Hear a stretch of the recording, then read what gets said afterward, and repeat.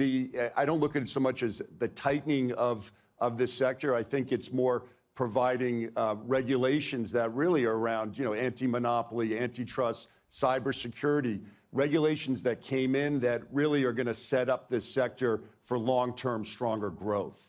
And I think that's how the Chinese government was looking at it. And it's only natural. We do that in the United States. Europe's doing it. So instead of this being negative, and yes, there was downward pressure on the markets. I'll give you an example. A lot in the educational technology. Education is very important in China, and a lot of money was being spent by consumers in education technology. Some of these regulations were actually celebrated by consumers in China. It made it much more affordable, even though the markets put downward pressure on some of these companies. So I think long term, this was healthy.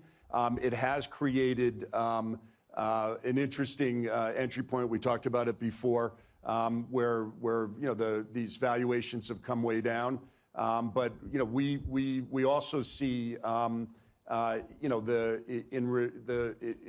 same thing that put downward pressure on the sector is actually the same driver that's going to put the sector back on track, and that's government regulations and policy, basically. So you've heard in the last couple of months, President Xi and Premier Li and Vice Premier Liu He all come out and say that they're supporting this internet technology sector.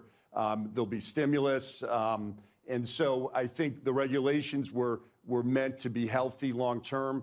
And then now you're seeing all the high-level officials talk about how they're supporting the sector. Look, it's 40% of GDP. It's a big part of China's future.